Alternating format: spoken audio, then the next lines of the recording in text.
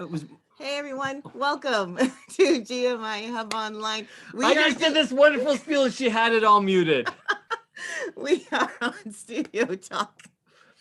We are on Studio Talk tonight. We thank you. Tonight is going to be Producers Circle. Tonight, we're going to do something that I don't know if any other show has ever done. Recently, on October 29th, we released the GMIHub Family Christmas Volume 2 album. And we've had a couple weeks where we've highlighted the singers, the people that have written the songs and performed the songs on the album. But this year, we also wanted to highlight the producers because you know what? Without their touch, those songs would not have the sound that they do have. If you haven't had a chance to even listen to the song, I would suggest you go to gmihub.bandcamp.com and listen to these songs. This album is great to listen to. We've listened to it as a family while we're eating dinner. It's great dinner music. It is great to bring the Christmas ambiance into your house even before Christmas comes. We started in June. Yes, of course. No, July. Was it July? No, maybe June. Yeah, we start early. So go to gmihub.bandcamp.com to get your copy of the album. Also, if you want to know anything more about GMIHub, go to gmihub.ca, and there you'll find all different things related to upcoming programs that we are doing, any events that we are running, and just lots of stuff about us. We get a newsletter called Hub Happenings that we send out every once in a while.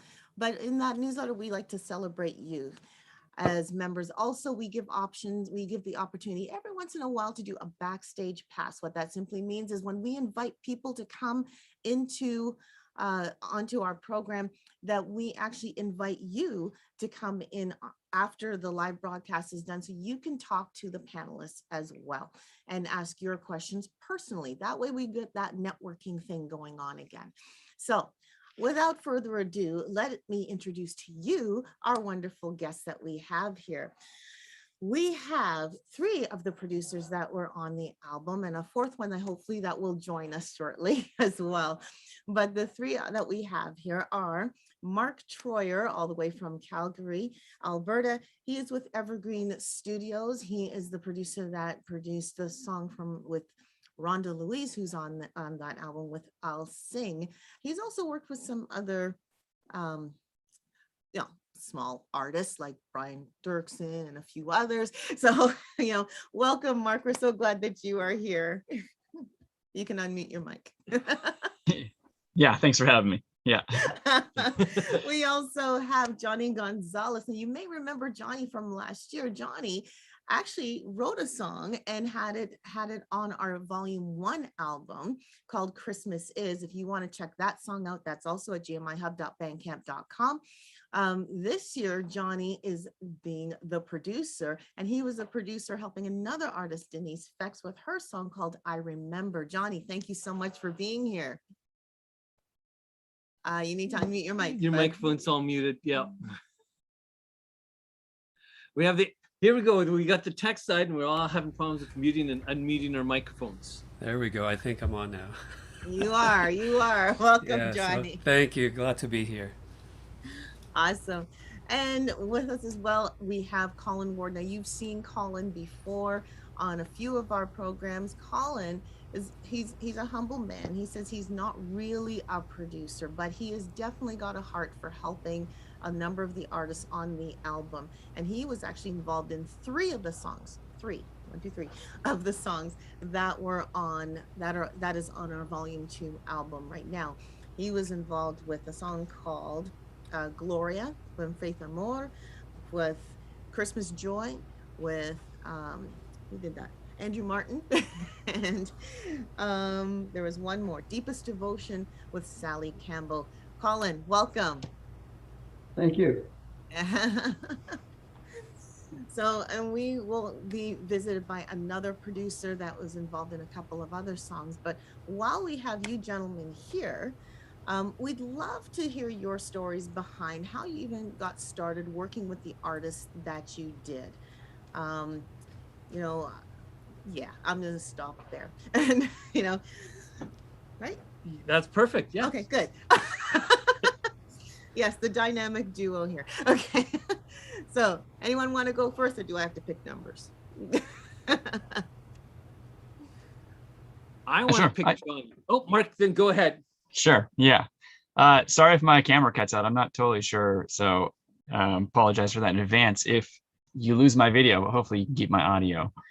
Yeah. So I worked with Rhonda. So Rhonda and I met just a little before 2020. So she was looking at doing an album and was looking to find a new producer and wanted to kind of stay local with it, and had some experiences that she wasn't as fond of in her last album, and so she's just kind of looking for a fresh start for somebody to work with. And so we had a sit down. She came to my studio and we met, and she kind of went over her music and kind of some of the lyrics and what she wanted to be able to sing about, and she had a lot of like really deeper things that she wanted to share, and things that she felt like a lot of people could relate to, and but a lot of heavy topics that I think that she just wanted to make sure that she could communicate them right, and was kind of looking for somebody to help her do that. So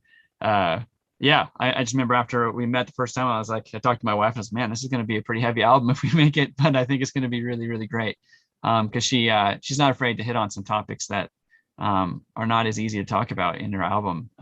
And so yeah, but it just turned out that we hit it off, and yeah, we decided to start doing some music together, and so we ended up making an album for her, and yeah, and it just was like a great process for the two of us. And so when she wanted to make a Christmas tune, it was a good logical step to come back here and work together on it, and yeah, so we've been working together since, I guess, around 2019 or so. So it's been a few years now. Yeah. Yeah, I think you've worked with her her album Brave Girl. Is that correct? Yeah, that's correct. Yeah. Yeah. Yeah, that's the one I did. Yeah. Mhm. So she's been speaking very highly of you. I know she's like, you got to meet my producer. So it's like, so Rhonda, if you're watching, he's here. And she's probably very proud. Yep. That's awesome. Johnny, how about you? How did you end up working with Denise? Well, as you guys know, I met Denise when we first met. This was back before 2018, I think it was, when we met. I met you guys, and yeah. So since then, I kind of followed her a little bit on Facebook, and I went to see her perform, and I thought that she had a very wonderful personality. She's a great performer when she does live performances, and great voice and all that. So when she told me that she was doing the Christmas song this year, I said, well, it would be a great opportunity to work together. So I reached out to her and said, would you like to work on the music together? And she agreed. So I thought that was a great opportunity. Yeah. That's awesome. And you guys live in the same neighborhood, right? Yeah, yeah, we do. And I just found that out this year when she came over and we started working on the song. She told me she lived in the area. I thought, wow, small world. Well, there's some backing vocals on there. Was that your backing vocals or was that someone else's? Yeah, no, that wasn't me. Unfortunately, I didn't have time to finish the project. I was traveling at the time.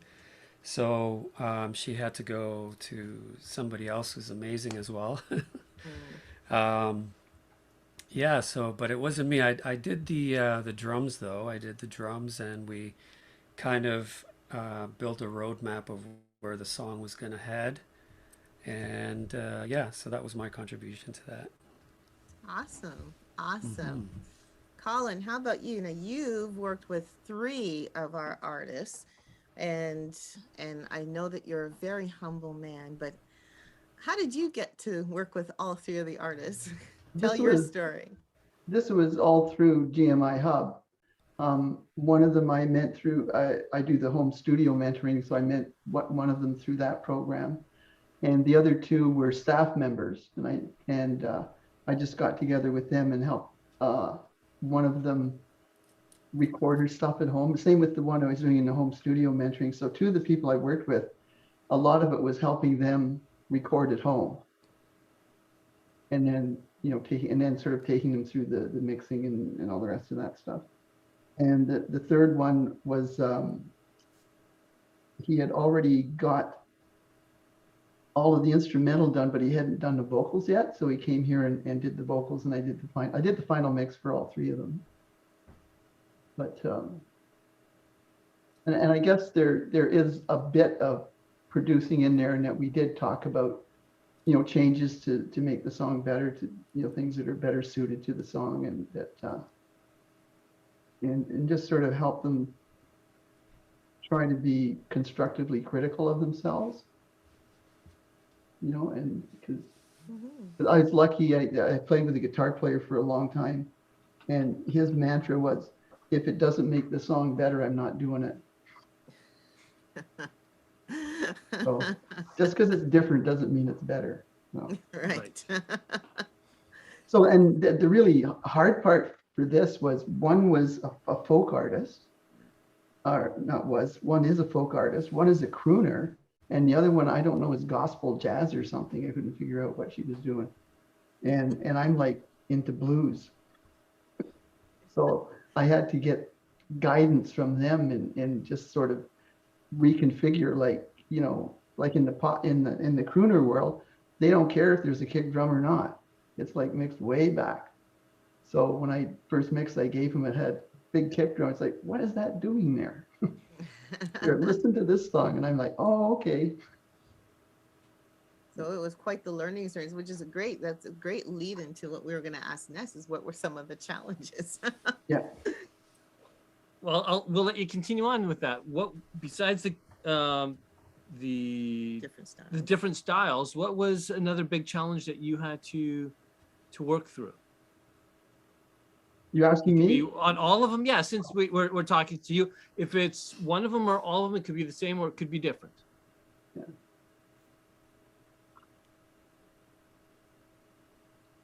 I guess what I find out when I get into,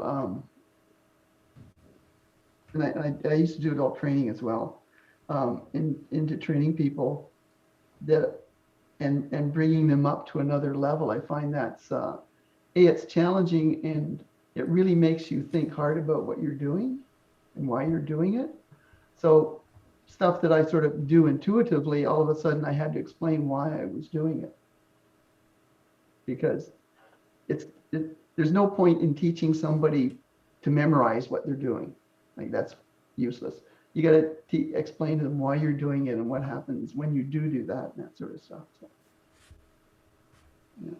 And sometimes, because they were doing their own recording and yada yada, there was definitely too many cooks in the broth a couple of times. And you just sort of, and then I defer to them, of course, because it is their song. It's the bottom line. It's your song. You're the one that has to live with it. So that's fine. We'll do it your way.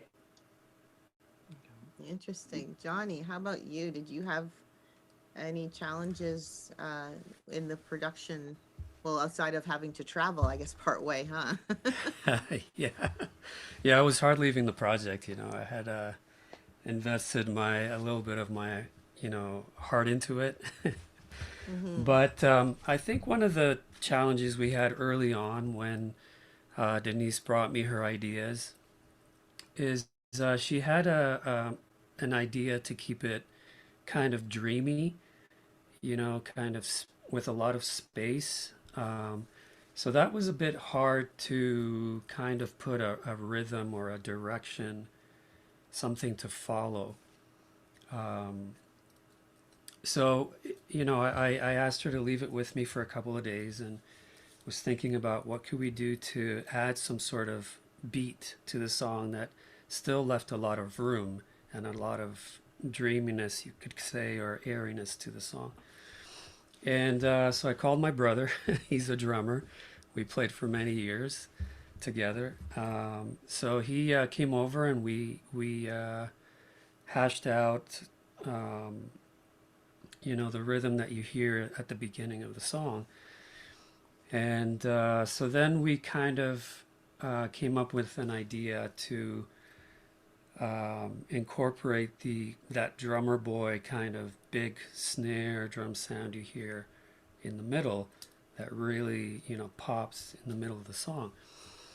So that kind of changed the direction a little bit halfway through the song now. So that was another challenge to, okay, well, what do we do now? Do we, you know, put in a big beat now, or do we just keep it, bring it back again and keep it dreamy?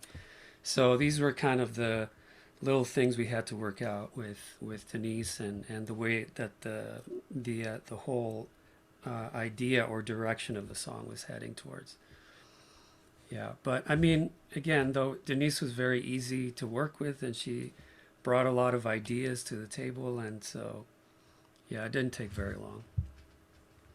That's awesome. That's awesome. I know that's very important. When what I'm hearing from both you and Colin is definitely the need to work with the artists and kind of collaborate and get the ideas of what needs to be in the song. That's awesome. Yeah, All right. and to sort of, sorry to interrupt. I just wanted to add one more thing, just to keep the vision of the artist, right? And that was another challenge too, right? Because I could say, okay, well, you know, I want it like this, but it's not really that, right? It's trying to, you know, produce that vision that they have for their song. Yeah. That's true. How about you, Mark? Were there any challenges when working with Rhonda's song? Yeah, it wasn't like I mean, nothing, you know, major, but the main thing that we had to kind of work through for her tune was lyrically. When she sent me the song, the hook line of the song is "I'll sing," but it was actually "Let them sing" to begin with when she sent me her first demo, actually.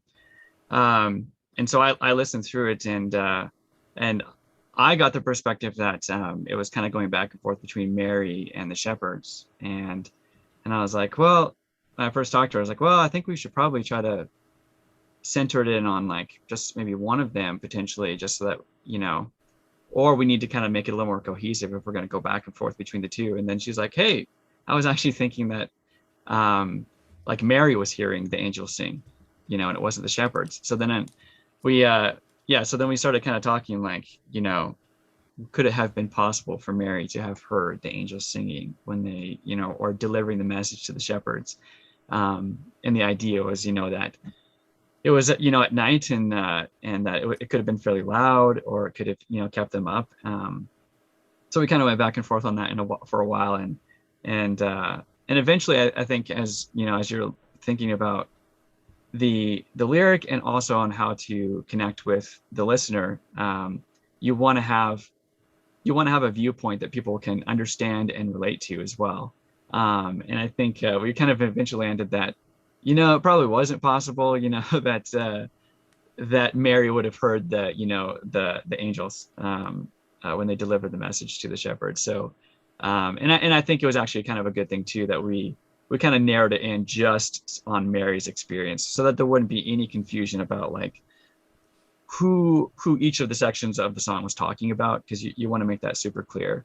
And generally in a tune, you want to make sure that there is like one main point that you're driving across, and so you're not trying to introduce too many perspectives or too many different like topics or ideas.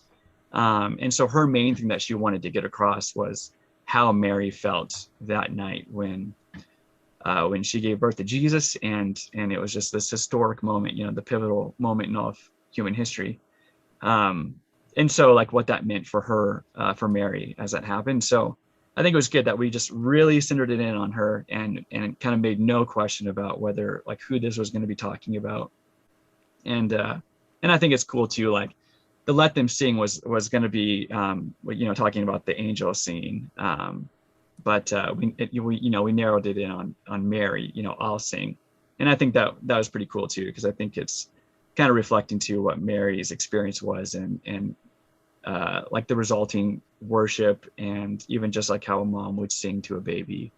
And I think just it's kind of capturing that intimate moment of a mom with a new child. And she as a mom like wanted to be able to, I guess, like capture some of that in the song as well. So we kind of have like a dual, we kind of captured a dual purpose, because she did want to kind of pass on the feeling of what a mom feels when you know, she kind of meets her baby for the first time, and how special that would have been for Mary, that knowing that it was also her king that she had given birth to as well. in such a unique situation. So I thought the perspective was super cool, and maybe like a slightly different twist on a Christmas song, and hopefully adding enough kind of newness in that way. So yeah, so that was kind of like the little challenge that we had. But you know, after going back and forth quite a bit, we figured out the lyrics, and I think it comes across well. Yeah. And here's where I hear the value of working with a producer, because as a songwriter, I can totally relate to coming with a song and having several different perspectives and several different ideas, and thinking, okay, just put it all together and let's make a song. And the producer going, okay, how about we narrow this out a little bit? Let's get singular focused here. And you're right, Mark, like it became that song to me is a powerful song, because when I first listened to it, I went, wow, that's just like Mary. And being a mom, like I remember the day I gave birth to my kid, and I shouldn't say like kid, but anyway, to our son. And I remember literally singing to my son at that point in time, and the nurses just kind of going, oh, that's so sweet, you know, and I'm still on the hospital bed, but you know, kind of idea. So very much relatable, very much like, it's a real strong song. So see, that's why we need producers. This is awesome. You know, hey, you ask the next question. I asked the next question. Okay. Well, we on here. What was the easiest part of producing the song or recording the song? Was there an easy part? Just walk up and they sang it and we'll take wonder. I don't know. Was there an easy part? If not, we'll just skip the question and move on. You know, I'd love to know what the vocal chain was and working through the vocal, but you know, we're talking about a little bit about the production here. Is it usually pretty easy when people walk in, or is it usually a fight to get the song out of them, or to tweak the song to where it wants, or do you just let them have the final say? It varies. Mark, It varies with the person. Varies with the person. Yeah, like in my band, I only bother doing 3 takes of my singer because she's perfect on the 3rd one, and she's been doing that for years. Right. You know, other people I've seen done like 17 or 18 takes, and then started doing it verse by verse because they were running out of gas. So it varies. Okay, so then I will jump. Because most songs are all about the vocal. What is your vocal chain? What's the microphone of choice, or what was the microphone that you used for them? How do you decide? Boy, I'm asking a bunch of questions right away, just rattling them off. But it's all about the vocal chain, since most of this is singer-songwriter or with the vocals. How was that? What was the vocal chain? Colin, since you finished this last one, I'll let you continue. I use an SM7 here, and the 2 people at home, I suggested that they go out and rent them. Okay. So all 3 of the songs were recorded through SM7s. And it's a good mic, legendary mic. And the other thing is, being a dynamic mic, it's great in a home studio because it rejects a lot of the background crap. So, you know, you get, I say, you know, I help them position themselves in front of a bookcase or whatever like that. Don't worry about anything at the back, because it's a dynamic, and you're singing to the only hot end of it. You know. Okay. Johnny, how about yourself? Well, for Denise, I didn't do the recording of the vocals, but Okay. the microphone I use is an AKG, and I can select the polar pattern on the microphone to, like Colin said, just to reject the backside of the mic. Right. And yeah, I usually use a 1073 clone preamp to record into, and very light compression just to keep the peaks, you know, at bay type thing. So they're not over clipping or anything like that. What compressor do you use? I have a Universal Audio. Okay. Yeah. I don't have a compressor. I've been thinking I should look into something like that. Yeah, there's also a 610 LA 610 Mark II. Yeah. Those are really, really practical. They have a compressor and a preamp built in. I almost bought one of those, but I bought a Focusrite ISA one instead Right. Yeah. because I just like it's not so flavored as some of the other stuff, but the 610 was Right. really a good piece. So Yeah. Yeah. Those are very clean too. They're nice. yeah. Okay. What about you, Mark? Mhm. Yeah, for her, I have a Chandler Limited red microphone. So it's like it's a unique mic. It's a tube mic, but it also has a like the preamp circuit in it, so you don't so you kind of you actually adjust the volume on the microphone. So yeah, so I picked that mic because I've used that one on her. I use it for her last album. She sounded great on it. Most people I work with sound really great on that one. So yeah, so I go into that microphone, and then I hit a bit with a tube compressor that I own, and just take a little bit off, like for some of the louder stuff, and then yeah, into the interface and into computer. So not too crazy of a chain. Okay. Yeah. Awesome. Hey, if you are just tuning in right now, you are watching GMIHub Online Studio Talk. We're having a producer circle. We are talking to some of the producers that were behind the songs that are on the GMIHub Family Christmas Volume 2, which was released on October the 29th. If you did not get your copy or have not heard these great songs from a Canadian artist from the west to the east, I suggest you go to gmihub.bandcamp.com to go listen to those songs. You listen to them as a full album and get the full experience. You'll dance, you will dance, you will jig, you will reflect, you will laugh, you may cry, I don't know, but you will definitely experience Christmas in a new way. We've listened to it as a family, and it's just awesome just to listen to these great songs that were written by artists here in Canada and also produced by gentlemen like these who are producers over the songs. And that's why we're having a producer circle, because not only do we want to highlight the songwriters, but we want to highlight the people behind the scenes. So we are speaking right now with Mark Troyer, who worked with Rhonda Louise on her song I'll Sing.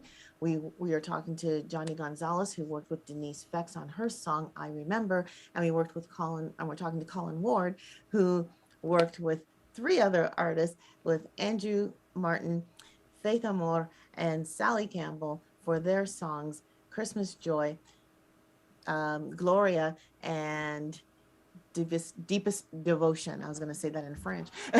Deepest Devotion.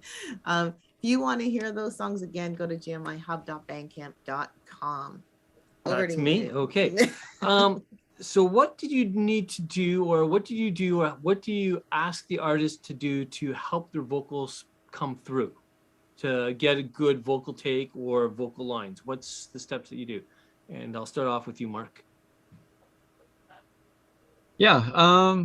I mean, first and foremost, I think primarily I think it starts off with having a good relationship with the artist. I think yeah, unless an artist is going to be comfortable with you and comfortable sharing their music with you and letting you be a part of the process, then they're not going to sing it well if they're not comfortable. So I think it all starts just in the time before you even start recording.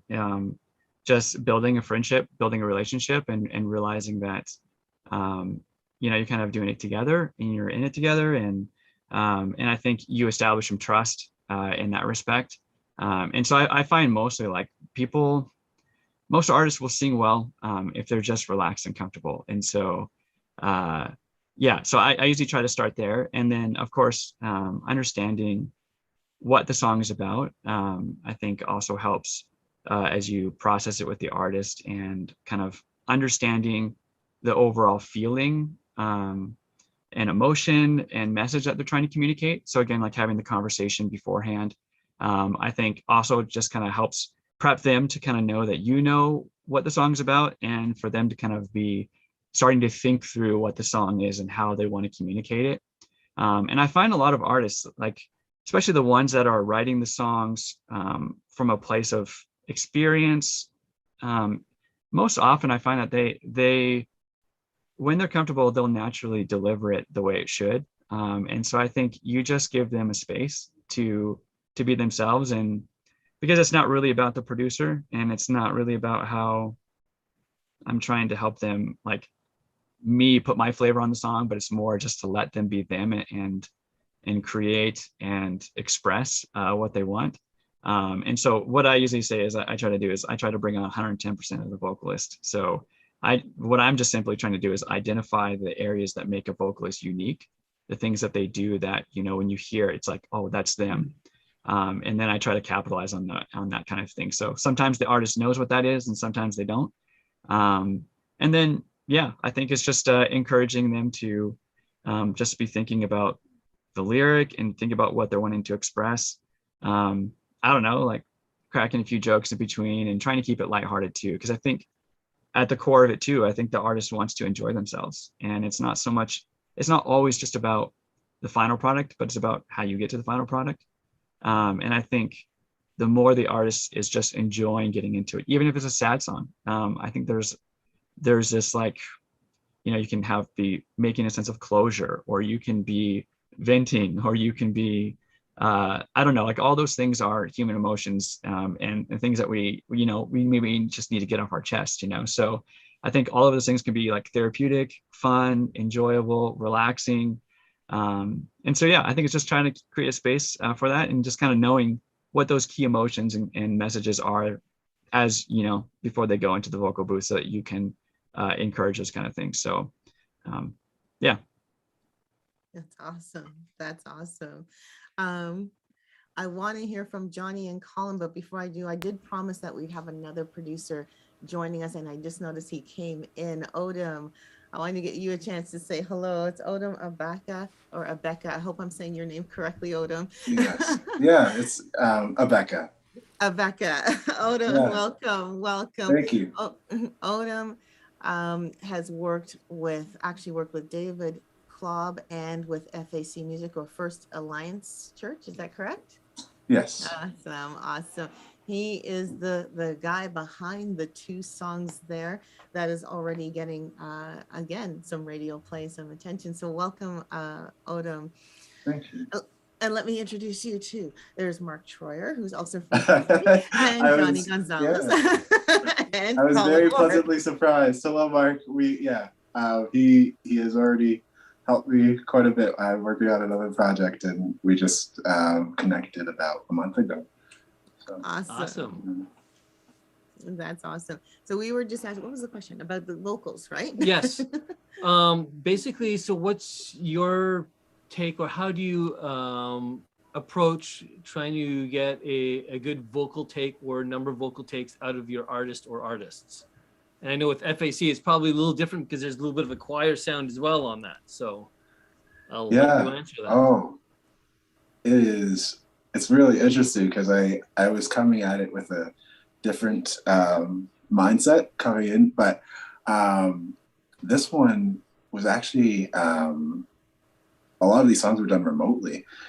So a lot of it came from the singers themselves. So what you hear is quite a lot of their knowledge. And I've worked with both David and Michelle for the past couple of years, and they're beautiful vocalists and extremely inspiring. And I think Mark phrased it really beautifully as well. But for us, just in the context that we recorded, I think it is capturing the message of the song, really thinking through what you're singing. And I think also being able to talk about how the song makes you feel, and how to make it come alive, and to express those words, whether they're of praise or just describing God in a way that it allows the words to leap off the page, that it makes you feel like you're connected to the singer. That is not just words that they're singing on a music stand near a mic, but that they actually really feel and understand, and are really trying to express how they feel about what they're saying too. Okay. Now, when you said they did it remotely, did you actually listen to them record it, or did they just take the track, sing it onto their little microphone and preamp, and you had no say in how it came out, and you just patched it together? Yeah, after? it was a little bit of both. For Light of Glory, I'm one of the vocalists as well, and at the beginning, so a lot of this was done. We met for writing sessions, pre-production sessions, and we talked about how it went, and then we did our first round of vocals, and we had a meeting after that, and then decided, oh, like, how do we feel about how that was sung? How do we feel? Should we redo some of those parts? Are there parts that could connect better with the time that we have? And yeah, it was a little bit of we didn't get to be in the room necessarily when we recorded it, but we did have a chance to talk about how we felt about our performances and how to connect them together. So it was a little bit more collaborative just because of our our restrictions at the time that we had to record and think about these things too. Right. So then did you do the lay down the bed tracks at your studio that you were working out of, or at the church first, and then send them to record? Or what did you base it off of if everything was done remotely? Was it based off of your? So we started with our initial writing session. So we just started over Zoom, and I produced, for Light of Glory, for example, I made the piano track during our first songwriting meeting. So piano, I recorded, and I was like, do we like this? And we based it off of that. I sent them a demo, and we played to that. And then once we finished writing the song after a couple more sessions, I was able to create the initial bed and initial production elements that we recorded to.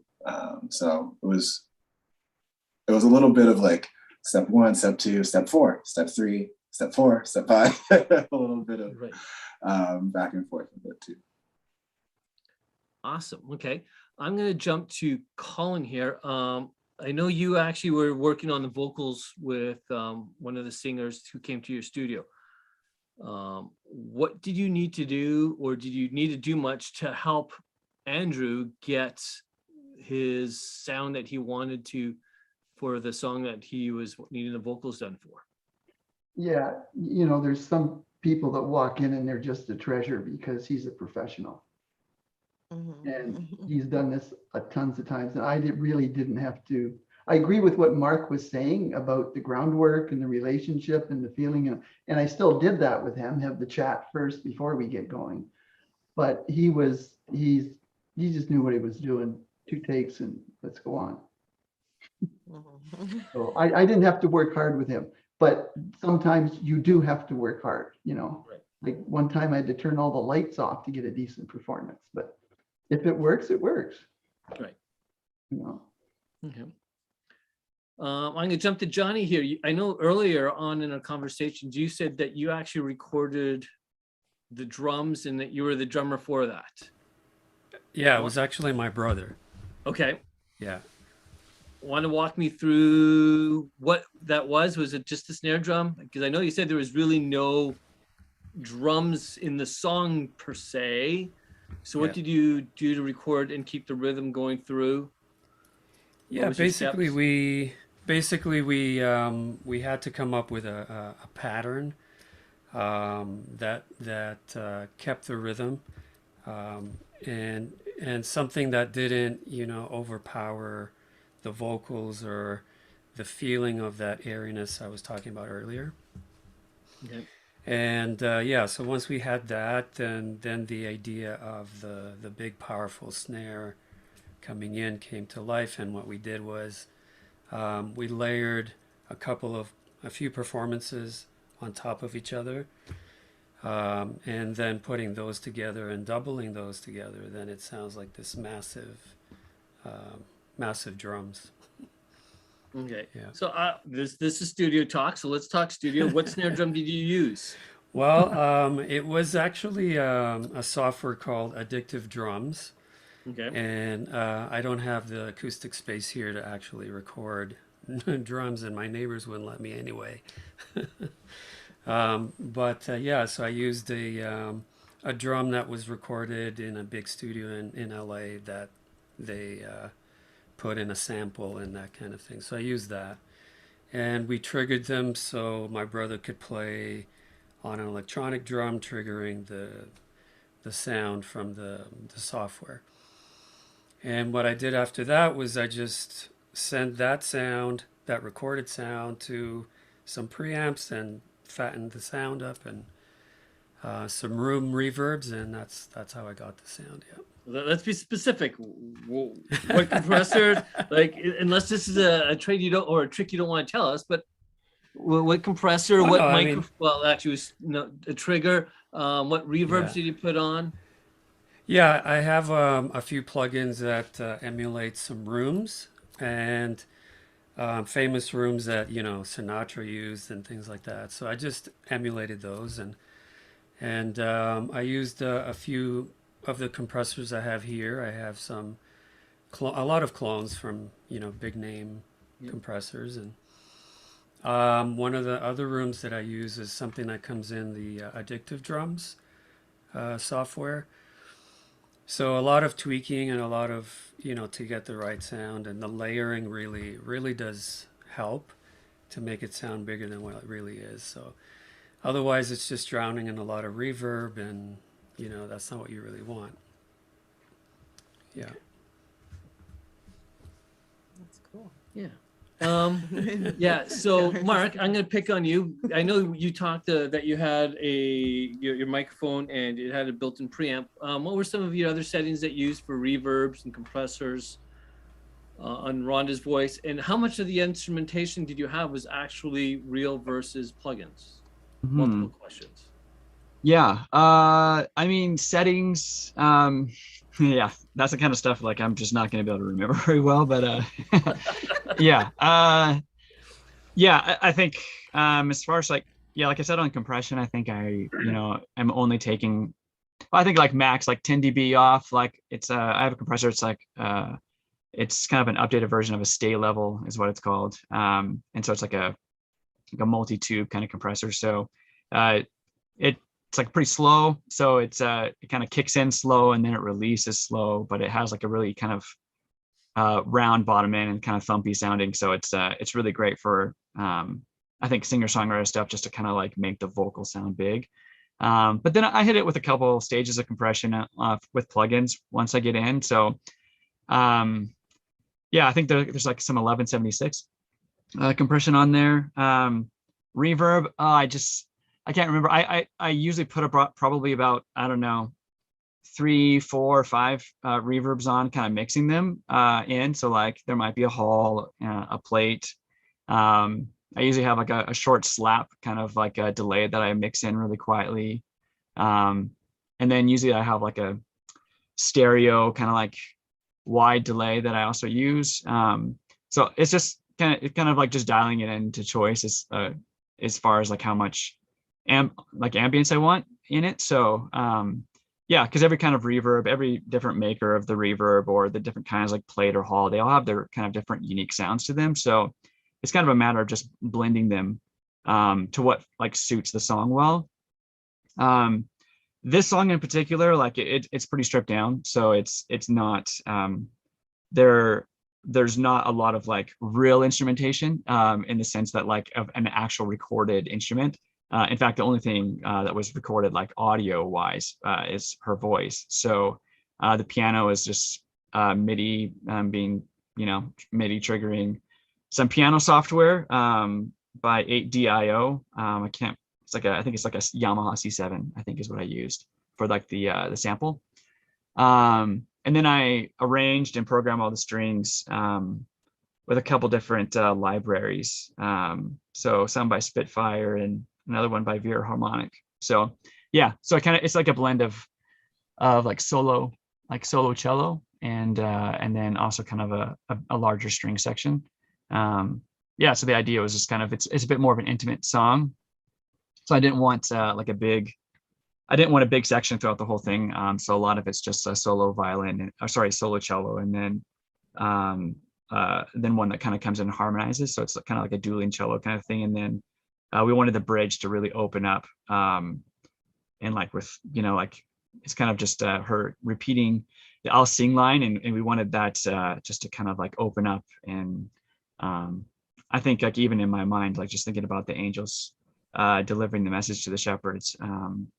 I think it would have been a much more of a grandiose kind of thing. And so I think with the bridge, we're kind of capturing a bit of that feel. So there's the whole intimate feel, and then kind of transitioning into the broader scope of I think even, that the baby is Christ the King. And so there is like a grandiose, epic kind of like sense to that message. And so we're trying to capture both, because both are happening at the same time. In that story, right? Like it's a massive moment, but it's also an intimate moment.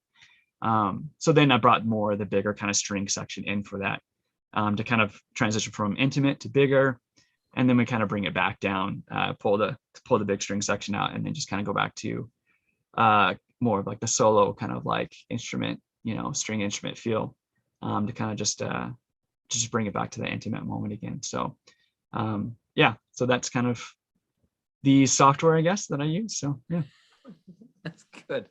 I was gonna ask, when you're mixing on your final mix before you send it off to mastering, what is it that you're looking for balance? Is it the spacing, especially because a lot of I think everybody here has a lot more spacing. It's nothing that's really fast forward slamming fun hip hop kind of stuff. A lot more of just space and balladish. What do you do to make that stand out without it being too getting lost in just a humdrum, but yet it still pops out even though it's nice, soft, mellow? I'm not even sure what to say. Keeps the intensity and the Yeah. interest without yeah, so you have it all recorded, laid down. What's the step when you sit down to mix it? I guess that's probably the easiest way out. Since we finished there with you, Mark, we'll have you go with that. Yeah, I think the biggest thing is the vocal captivating. I think especially if you have a stripped down song, it's always all about the vocal, but at that level, it's really about the vocal. So it's making sure that obviously that you captured a very good essence of the song in the take, and like what the song is communicating. And I thought that we did that well with Rhonda. I thought that she really communicated like the intimacy and even like the frailty of the moment.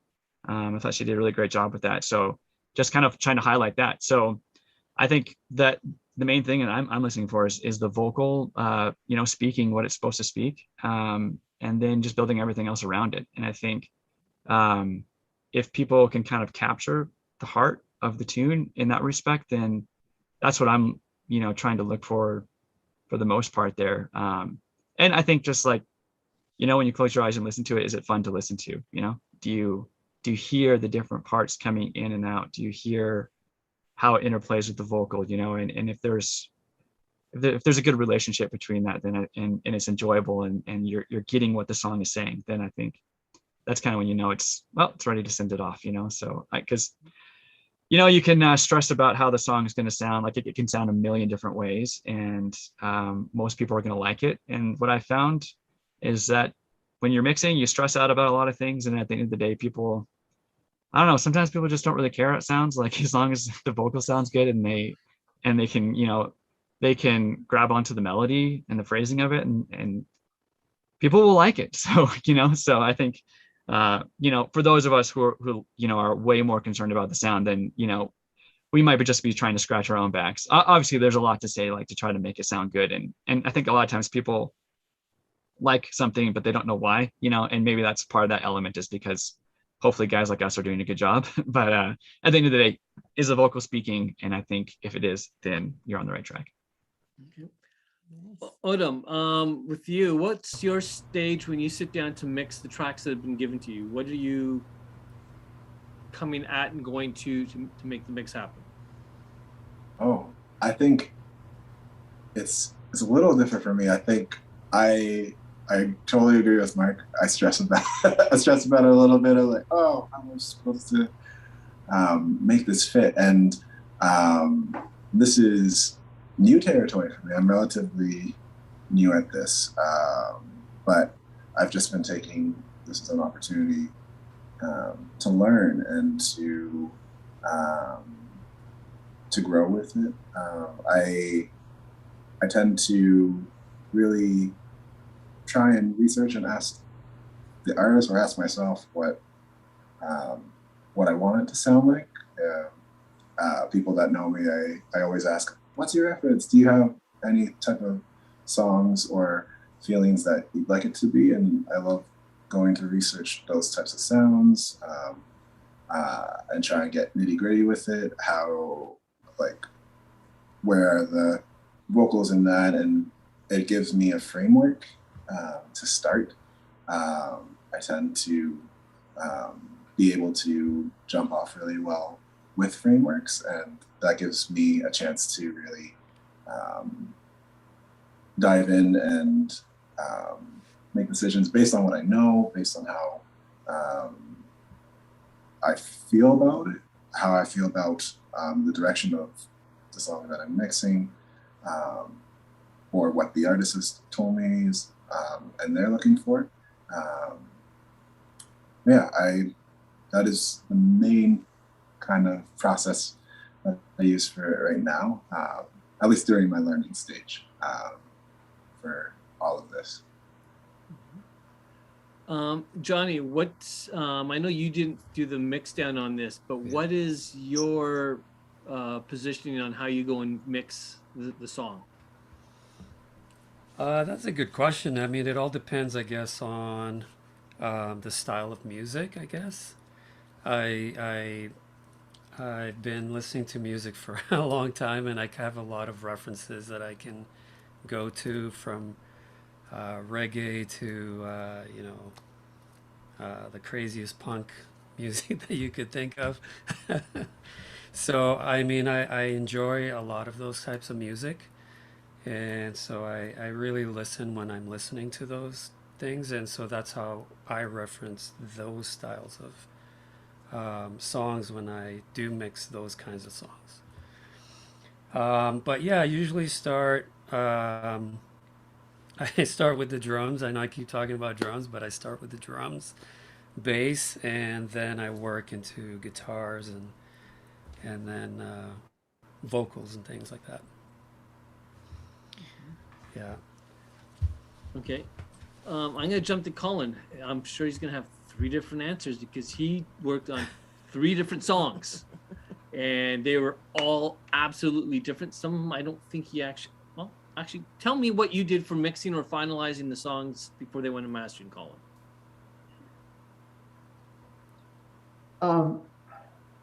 Apart from all the usual housework of going through all the tracks and taking the dirt out, I pretty much start with the vocals. And if it's got drums, I then work into the drums.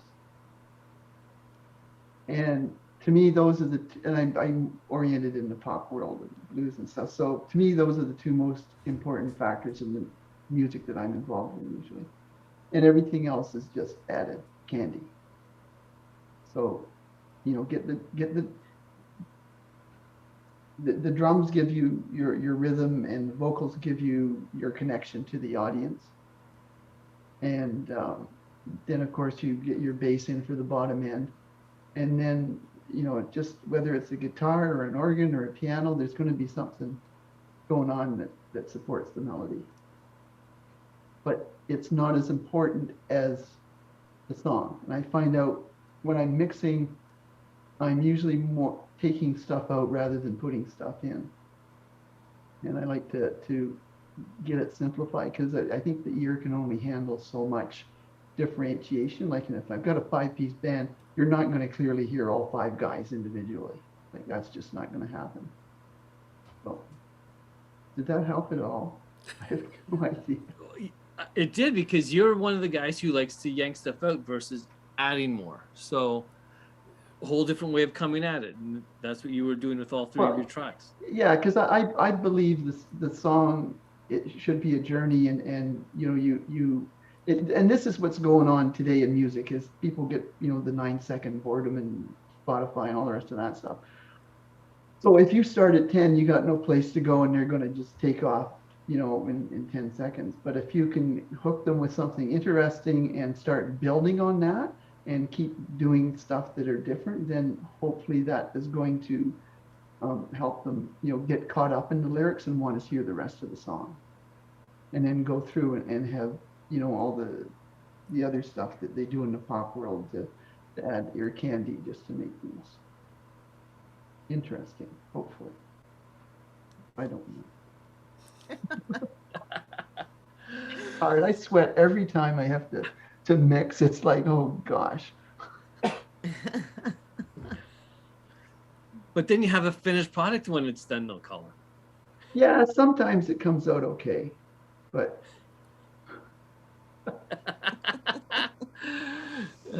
You're very humble, Colin. maybe I put my bar too high. Well, you know what? Hearing this conversation, I can say I've had an appreciation for producers and people behind the scenes before, but again, hearing all of you speak, I have a renewed, greater appreciation because of the things that you do behind the scenes. I mean, you're artists yourselves. I mean, seriously, like when I think of all the things that, like, I for example, thought that some of the instrumentation I thought was live. It's like I can just see the person playing the piano or playing the guitar, and then find out it's software that you're using to make it sound so real. I'm thinking, wow, you guys are talented. So thank you so much, gentlemen, for being here. Again, Johnny Gonzalez of, I didn't even say your studio names, Johnny Gonzalez of New Creation Studio, Mark Chor of Evergreen Studios, Colin Ward of Watersland Studios, and Oda Mabeka of FAC Studios. Is that right? That's the dream, but independent. Thank you guys so much for being here and sharing sharing your part behind GMIHub's basically this compilation album and all the songs that are on here. I know we didn't get every producer on here. Some of the artists, I will say this, and kudos to the artists who were able to do this. They were able to produce the songs themselves, and they submitted it mastered and so forth. So for those of you who weren't on this program because you were the artists, thank you so much for also doing this and using your talent both in the front of the camera as well as behind the camera to make those songs come to life. Again, I can't stress it enough. I really can't stress it enough, guys. Those of you who are watching, thank you so much for doing that, for joining us, for watching. Again, I can't stress enough. Please, please, please go to gmihub.bandcamp.com and listen to these songs. And if you find it in your heart to purchase these songs and support these artists and support these producers, I mean, they are using their gifts and their talents to share it with you. And that's a big step. And how rewarding would it be for them to know that their music is in your homes, with your families, or with your friends? So again, please go to gmihub.bandcamp.com, download these songs and have fun. I mean, seriously, you can dance around with these songs. Honestly, you can. If you want to know more about GMIHub, again, go to gmihub.ca, where you can have the opportunity to join our community to learn more about the resources that we want to provide for artists and for all of you that want to pursue a career in the music industry. For events that we are running, or we're planning to run, for episodes that we're running, guests that we're going to be having on GMIHub online, and also for opportunities to meet our guests. We don't always have it, but every once in a while we'll do a backstage pass where we'll allow all of you or any of you to come on after we go off air so you can talk to the panelists and you can ask your questions directly. So definitely check us out, gmihub.ca. Get the album, GMIHub online, gmihub.bandcamp.com. In terms of GMIHub online, next week, we are actually going to see the artists again.